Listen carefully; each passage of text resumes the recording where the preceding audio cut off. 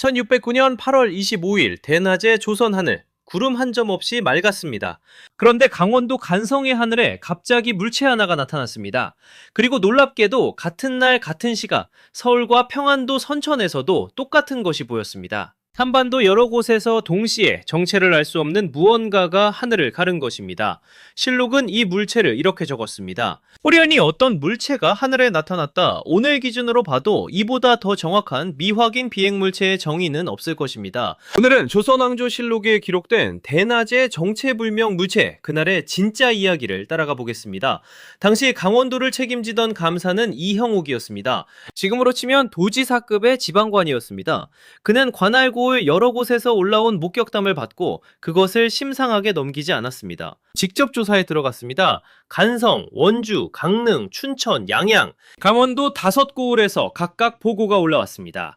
같은 날 같은 하늘을 보고도 사람들이 본 모습은 조금씩 달랐습니다. 간성에서는 햄멍이처럼 생긴 것이 움직이다 멈추고 우레 소리가 났다고 했습니다. 원주에서는 붉은 배처럼 생긴 것이 남쪽에서 북쪽으로 길게 흘러갔다고 했습니다. 강릉과 양양에서는 세숫대야만 한 크기의 빛나는 물체가 목격됐습니다. 이형욱은 이 모든 증언을 하나로 모았습니다. 그리고 조정에 정식으로 보고했습니다. 치계라는 형식의 급보였습니다. 그런데 이 보고는 그해 9월 25일 사건이 벌어진 지 한 달이 지나서야 조정에 도착합니다.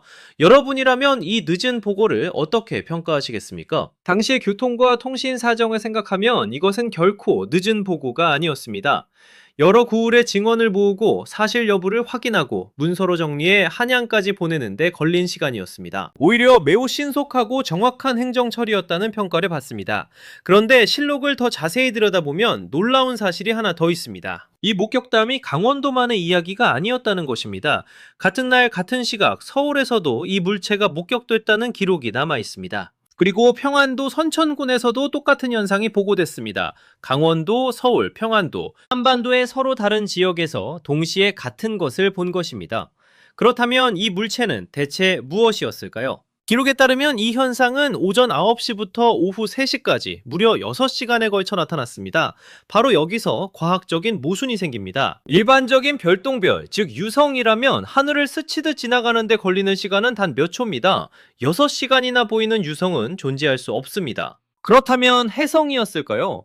해성은 지구에서 수백만 킬로미터 떨어져 있어 오랫동안 보일 수 있지만 낮에는 태양빛에 가려 거의 보이지 않습니다. 유성도 아니고 해성도 아니라면 대체 이 물체는 무엇이었을까요? 일부 전문가들은 이것을 화구, 즉 폭발형 유성일 가능성으로 봅니다. 실제로 2002년 경기도 양평에서 거대한 화구가 폭발한 적이 있습니다. 그때 서울에서는 그렇게 많은 사람들이 밤하늘을 보고 있었음에도 이 폭발을 목격한 사람이 거의 없었습니다. 반면 양평에서는 온 하늘이 대낮처럼 밝아지고 폭발음까지 들렸습니다. 극히 좁은 지역에서만 강렬하게 나타나는 현상이었던 것입니다. 1609년의 물체가 강원도에서는 뚜렷하게 목격됐지만 서울에서는 약하게만 보였을 가능성이 있습니다. 그런데 이 화구가설로도 완전히 설명되지 않는 부분이 있습니다. 6시간이라는 지속시간입니다. 화구든 유성이든 지속시간은 길어야 수초에서 수십 초입니다. 실록의 기록이 정확하다면 이 6시간은 여전히 풀리지 않은 의문으로 남습니다. 어쩌면 서로 다른 시간에 나타난 별개의 현상들을 하루의 사건으로 묶어 기록했을 가능성도 있습니다. 실제로 강원도에서는 오전 10시경 목격된 물체가 오후 2시경 다른 고을에서 다시 목격됐다는 정황도 있습니다. 같은 물체였을 수도 비슷한 현상이 반복됐을 수도 있습니다. 정확한 답은 지금도 알 수 없습니다. 여기서 흥미로운 지점이 하나 있습니다. 당시 기록 중에는 이 물체를 영두성이라 부른 표현도 남아 있습니다. 영두성은 밤에 떨어지는 별똥별을 가리키는 전통 천문 용어였습니다. 이는 조선의 천문을 밝은 사람들이 이미 이 현상을 유성과 비슷한 종류로 이해하고 있었다는 뜻입니다. 초자연적인 현상으로 단정하지 않고 하늘의 자연현상으로 분류하려 한 흔적인 것입니다.